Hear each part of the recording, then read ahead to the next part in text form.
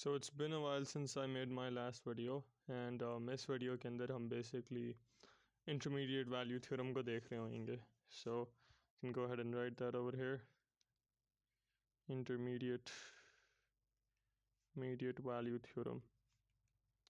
और ये theorem basically एक continuous function के ऊपर काम करता है. So if I draw a graph over here somewhat like this and हम ऐसे imagine कर लेते हैं कि this is our x, this right here is our f of x, ठीक है, and we have some function going over here somewhat like this. इस तरह से करके हमारे पास जो है वो कुछ function जा रहा है, and let's call this point right here, let's call this point right here point A, and let's call this point right here point B. या आप actually किन्हीं भी दो points को ले सकते हो, doesn't really matter. तो अब यहाँ पर बेसिकली हो क्या रहा है, इसके पहले तो आप देख सकते हो कि आपका जो फंक्शन है that is continuous, and continuous का बेसिकली मतलब है इसके अंदर कोई डिसकंटिन्यूटी नहीं है, कोई इस तरह से करके गैप नहीं है, कोई इस तरह से करके एसिम्पटोट नहीं है, इस तरह से करके कोई एसिम्पटोट नहीं है, और उसके अलावा आपके पास कुछ इस तरह वाली सिचुएशन नहीं है. ठीक है, ये सारी डिसकंटिन्यूटीज़ हैं डिफरेंट किस्म की जो मैं ऑलरेडी continuity वाली वीडियो में करा चुका हूँ. So you have two points A and B. ये obviously this is an x value, x की value A. This is another value where x is equal to B. And so आपको क्या कहा गया है, आपको कहा गया है कि अगर आपका कोई भी फंक्शन हो, not even f of x, अगर आपके पास कोई और फंक्शन हो, let's say kind of somewhat like this, कोई भी और फंक्शन हो कुछ इस तरह, बल्कि दैट्स नॉट अ फंक्शन, आपके पास कोई फंक्शन हो इस तरह से करके, कोई भी फंक्शन हो, if it is continuous over an interval, let's say अगर हमारा इंटरवल इन दो पॉइंट्स के बीच का होता, और यहाँ पर देखो कोई डिसकंटिन्यूटी नहीं है, कोई गैप नहीं है, कोई एसिम्पटोट नहीं है, कोई आपके पास जंप डिसकंटिन्यूटी नहीं है, तो जो आप इंटरवल पिक कर रहे हो ना, अगर वो इंटरवल आपका कंटिन्यूस है, इस केस में हमारा इंटरवल ए से बी तक कंटिन्यूस है, क्योंकि अगर आप अपना पेन ए से बी तक लाओ तो आपको पेन उठाना नहीं पड़ेगा. ठीक है, सो अगर डिसकंटिन्यूटी होती तो आपको पेन उठाना पड़ता.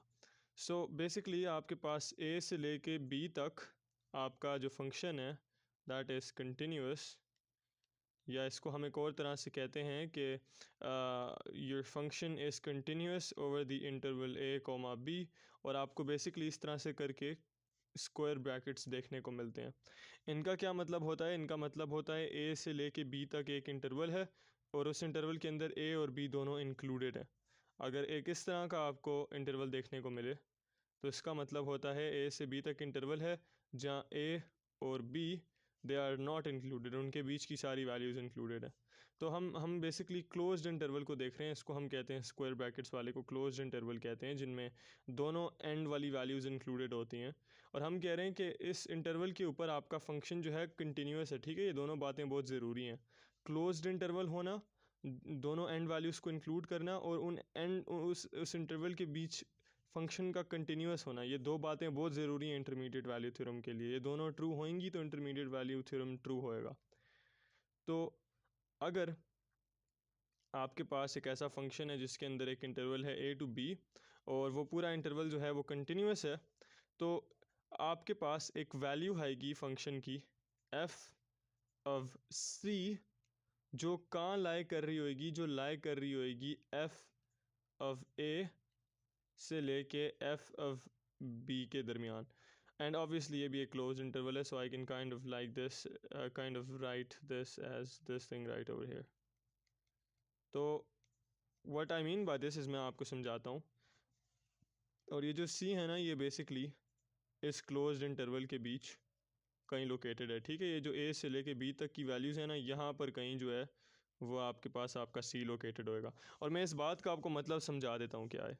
तो हमारे पास ए है और बी है.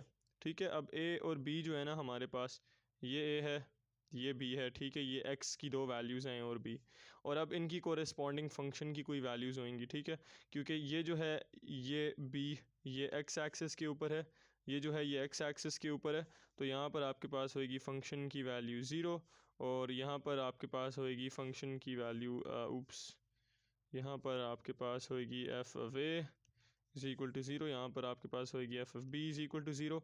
और बेसिकली आपके पास यहाँ पर फिर अलग अलग जो ये सारी बीच में वैल्यूज़ आ रही हैं, यहाँ पर आपके पास फ़ंक्शन की मुख्तलिफ़ वैल्यूज़ होंगी, ठीक है, इस जगह पर, इस जगह पर, इस जगह पर, इस जगह पर, ये सारी आपके पास डिफरेंट फंक्शन की वैल्यूज़ होंगी इस इंटरवल के बीच में।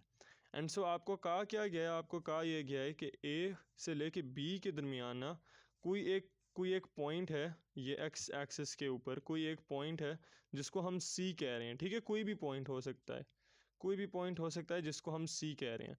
तो मैं फ़र्ज़ करो फॉर एग्ज़ाम्पल इसको सी ले लेता हूँ, ठीक है। ये सी जो है ना, ये सी जो है ना, ये क्लोज इंटरवल के बीच में एक वैल्यू है जो लोकेटेड है। अब कहा क्या गया है, कहा यह गया है कि वो जो सी है ना, उसके आपको मिलेगी एक, उस सी की आपको मिलेगी एक कोरिस्पोंडिंग फंक्शन की वैल्यू एफ ऑफ सी, जिसको हम कह रहे होंगे, ठीक है, ये एफ ऑफ सी। तो अब इंटरमीडिएट वैल्यू थ्योरम क्या कह रहा है कि वो जो एफ ऑफ सी है ना, वो बेसिकली एफ ऑफ ए की जो वैल्यू है और एफ ऑफ बी की जो वैल्यू है ना, उस इंटरवल के अंदर जो आप एफ ऑफ ए से लेकर एफ ऑफ बी तक जा रहे हो, बेसिकली ये पूरा जो इंटरवल है ना, इसमें जितनी भी सारी फंक्शन की वैल्यूज़ हैं, उनमें से एटलीस्ट एक वैल्यू होनी चाहिए जो सी की होएगी,